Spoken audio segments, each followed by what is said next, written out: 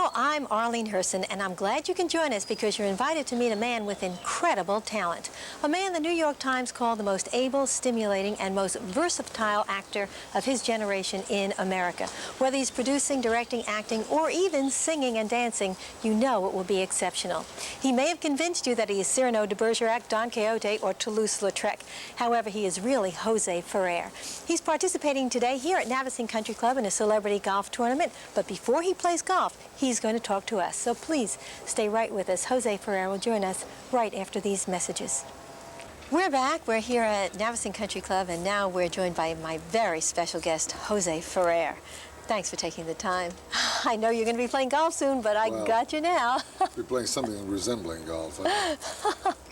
Okay, but everything you do, I mean, you do so well, so I can't believe that because your career is so illustrious. I mean, there's so much you've done. You're an actor, a producer, a director. You sing, you dance, you've done opera, you've even done ballet. I mean, I'm tempted to have my first question be, what have you not done in show business? There are two things that I've never done and I wish I had. I wish I'd been in vaudeville, but vaudeville was dead by the time I came along. And strangely enough, I would have enjoyed working in burlesque. Some of the great comics of our time came from burlesque. Phil Silvers, and Jack Alberts, and some of these other people. And I went to burlesque a lot when I was a kid. And I used to watch these comics work, and I learned an awful lot from them. And I always wished I'd had a chance to serve some sort of an apprenticeship in that and vaudeville. That's interesting. So, but that we think of them as comics. Would you have wanted to be a comic in that kind of a setting? Well, for a few months, you know, I would have learned something, just the way you do summer stock. And a few years ago, they asked me to be in a soap opera for 6 weeks, and I did it because I thought, well, I get up every morning and memorize these lines and match myself against the young people, see if I can hold my own. I don't look down on any form of show business. If you want to do it and think you can do it honorably, then you do the best you can, and that should be respected. Absolutely. Which soap opera were you in? Another World. Uh-huh. Okay. In the dead of winter, and had to drive down to Brooklyn every morning at 6 o'clock in the morning. It was hard work from that standpoint as well. But I enjoyed it very much. You know, interesting that you say that because you don't think of Jose Ferrer in a soap opera, and what you said is true. No matter what form of your art, no matter what you do, you do it, and you come out of it better than you went in. Everything you do is a learning experience, and you hope that you're better today than you were a week ago or a year ago. Otherwise, there wouldn't be much point of it. You know, it's interesting. You're famous for so many things, but the first talent, when you say better, the first talent that you showed when you were much younger, growing up, was the piano. At one point, I hear that it was thought that you would be a concert pianist. Did you ever consider that? I thought of it, but I thought of it in ignorance. As a kid, I started playing piano when I was 5 years old, but I really didn't have any idea of what professional piano playing, the competition and the level of expertise that the young people had. I never studied in the conservatory, so I was never exposed to that, you know, race for fame. But then when I went to college, I had a dance band, and that seriously interested me because I love jazz, I still do, and I was that close to becoming a jazz musician. And I decided that life was a little too uncertain for me, so I went on studying and then became an actor instead, which is just as bad. Just as bad? I thought you were going to say just as good. You know, when you talk about... just as bad. Okay, well, just, you know, you started, I don't know if most people are aware, but you were born in Puerto Rico. That's right. Your family was also very special. Your father, an attorney, graduate of Syracuse University. Your mother, also in those days, a college graduate. They moved from Puerto Rico to the United States when you were around 6. Well, we kept two homes. We kept our home in Puerto Rico, and my parents had both been educated in the United States, so they wanted my sisters and me to, and the way it worked out, I went to school 1 year in New York, 1 year in San Juan, 1 year in New York, 1 year in San Juan. So I grew up in two very different cultures, and it has enriched my life enormously, because I feel very American. I also feel very Hispanic. That's very interesting. So do you still have roots in Puerto Rico? Yes, I have a lot of cousins there, and until a few years ago, that was my residence. I finally felt it was a little too remote. I was working a lot in California and flying back, commuting from San Juan to California. It was a really long trip. I didn't want to do that anymore. That's So I for moved to sure. Florida. And Florida is 2 hours from New York and 4 hours from Los Angeles. It was very convenient. And I speak Spanish all day long in Miami. So it's great. You speak 5 languages, I hear. I speak 4 and a half. Well, what do you mean by I speak 4.5? French and Italian pretty well, and I have a smattering of German. I can, you know, defend myself, as they say in Germany. Okay, that's French, Italian, German. That's 3. English? English 4. 4. And what's the half? You said Spanish? 4 and a You down half. Spanish? Oh, okay. Oh, Spanish, of course. That is, okay. Actually, yeah. Did you learned speaking Spanish, I gather, when you grew up in Puerto Rico? Did Well, you? my father insisted on speaking Spanish to us all the time and at home, so we never had a chance to forget Spanish because he didn't want us to forget it, and we spoke Spanish. If we addressed him in English, he answered in Spanish. And then I lived in Europe from the age of 12 on a good deal, so that I picked up Italian over there, and then I learned some German in school. And I just have I have a talent for languages, and I have a deep enjoyment of languages. Hey, So I would, if I lived anywhere within 6 months, I would be speaking the language falteringly, but with a feeling for it, because I like to communicate with people in their own language. Well, in the United States, you went to Princeton University, where you were, I understand that you finished school early, and you actually were admitted at 15, but they wouldn't let you in at 15 because you were too young. You had to wait until you were 16. No, they didn't let me, I was admitted when I was 15, and I went in when I was 16. I was the youngest one in my class. There were a couple of other 16-year-olds in Virginia. But I was not the too youngest many. one. Even today, not too many. I mean, even then, everything you were doing was exceptional. Was it there in Princeton that you first had your exposure to the theater for being on the stage? Yeah, the Triangle Club. My senior year, I performed the Triangle Club show, and then I spent the next 2 years trying to stay out of the theater because I really felt, a deep affinity for it, and I enjoyed the work, and I was very, very engrossed in it. But I didn't want to be an actor. I thought it was an uncertain, strange, bohemian life, and I was right. It is a life full of uncertainty. It's been very, very good to me, but it's not something you can count on. But it's what I should be doing. That's the real talent that I have is against. There are a lot of things that I'm clever at, but the theater is the only thing I'm really good at, and so that's what I should be doing. You were very lucky because when you started out, you started working with people like Ruth Gordon and Helen Hayes. Yeah. Were they a strong influence on you? Oh, yeah, they sure were. Helen Hayes particularly was, I used to watch her performances. I used to go see her plays. I'd see them 3 and 4 and 5 times, stand in the back of the theater and just learn. She's a great, great actress, great actress. You know, a great actress, and when I say that you worked with her and with Ruth Gordon, great actresses, today people would take that question and put the shoe on the other foot. I mean, people would say, gee, I had an opportunity to work with a great actor like Jose Ferrer. For instance, Gloria Swanson in her autobiography, Swanson on Swanson, I want to quote what she said because she said, and I quote, she said, "I finally made it to Broadway in utter triumph at 51, opposite one of the best actors in America." Obviously, Jose Ferrer. You were 12 years younger than she was at that time. Do you remember her as fondly as she remembered you? In what sense? Well, because she thought you were, that it was such a triumph. Well, that was her opinion. She's entitled to it. Oh, okay. But I tell you, she was something else. She was a powerhouse on the stage. She had energy to burn. She's much older than I, and she had physical strength. A good voice. She could have been a singer. She had a very musical voice, and she just held the cup upside down every night on the stage. She was just marvelous.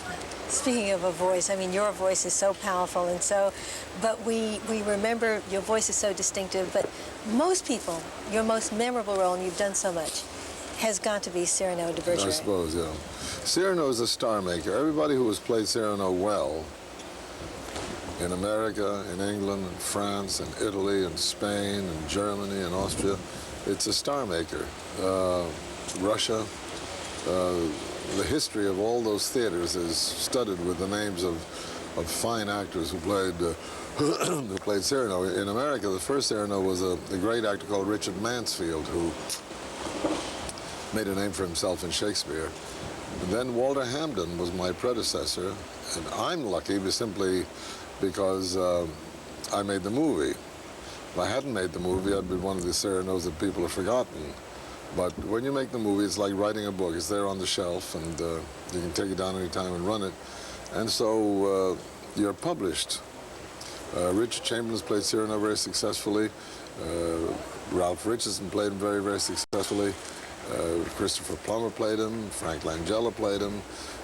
Peter Donat played him. They all got wonderful notices, but I'm the one who made the movie. But speaking about the movie, you won, even going back to the play for a minute, because you won the first Tony ever given for the play, for your role in that. But I read that you couldn't bear to see the movie, that you were not pleased with the movie. I've only seen it once. Why? I see the faults. I don't see the virtues.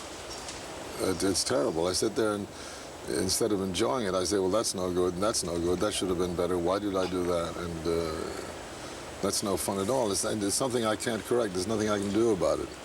I see other people's performances over and over and over again, but I've seen Lawrence of Arabia once, I've seen Moulin Rouge once. I'll probably never see them again. Okay, speaking about Lawrence of Arabia, you said you were not pleased with the movie of Cyrano de Bergerac, and because I loved it. I'm glad I did. Lawrence of Arabia I was pleased with. Yes, I know. You were only on the screen for 4 or 5 minutes, and I heard that you said that that's the role you want to be remembered for most of all. Well, I think it was, it was so short that you didn't have a chance to make many mistakes. But the working with David Lean and with Peter O'Toole,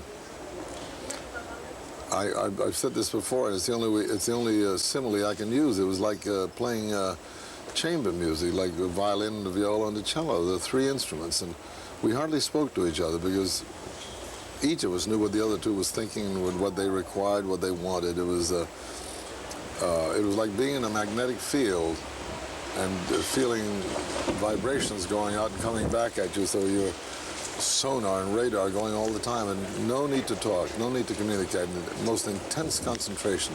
It was all created by David Lean. That's the kind of director he was.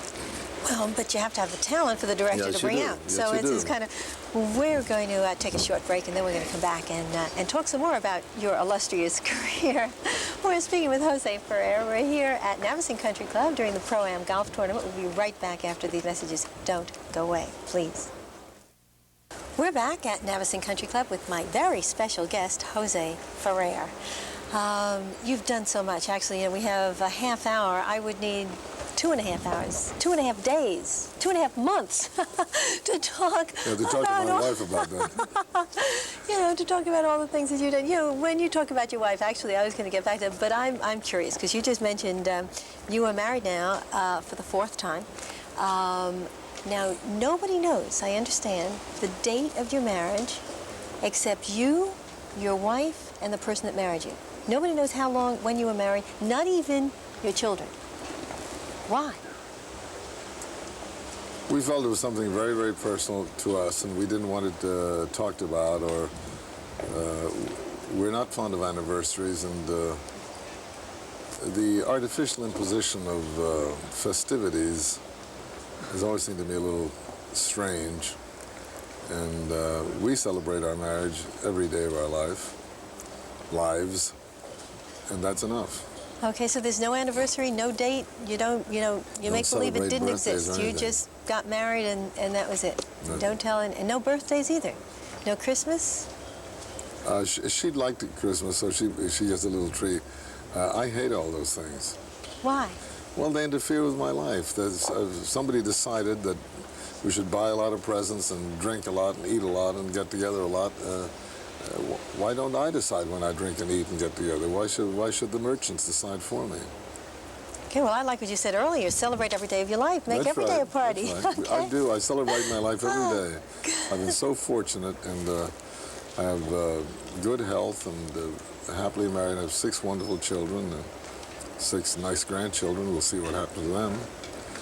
So I have many things to be happy for, and I do celebrate every day. That's one of the things that you celebrated on the stage. I understand that one of your favorite roles was when you played Don Quixote in Man of La Mancha, written by my very good friend, the music composed by Mitch Lee, who sends his regards, by the way, and thinks very highly of you. But I speak highly of him, was believe me, was that very special? for you? It certainly was. Probably because of my Hispanic roots, I identified very closer to that with that role than almost anything I've ever done. And the music is so exciting, and the whole story is so exciting. I think the theory of the book that Cervantes creates his own invention of Don Quixote and impersonates him, and as a result becomes a better man himself, is a wonderful, wonderful moral thing.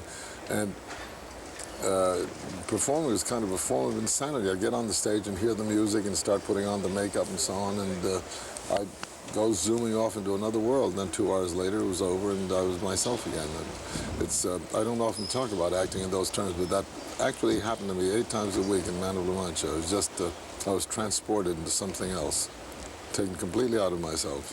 Incredible. I saw you in it, and you were wonderful, and that worked. It worked so well. But there was actually, when we met today, there was a time that we met before, and there was something that didn't work, that had such great potential. We met in Mexico when you were filming the movie Dune. Yes. I was one of a very special group invited by Universal to come and watch the filming of Dune. And you were in that one scene that I saw. It happened to have been that day. It was one of the closing scenes of it. Now there was so much potential for that movie. It didn't work. Why do you think it didn't work? I haven't seen the movie, so I don't know.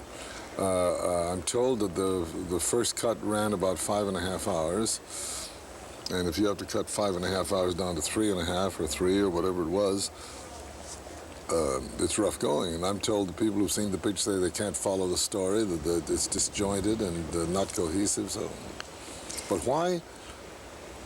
I don't understand why or how, if you're supposed to have a 2.5 or 3 hour movie, why you film a 5-hour movie. Well, you're the one that's been motion pictures. Does this happen often, or is this a rare? It doesn't happen when I direct a picture, because I read the script and it's timed by people who know how to time scripts, and as you shoot, you know how many minutes you shoot every day, and you keep track of it. If a picture is going to run 5 hours, the script would indicate it.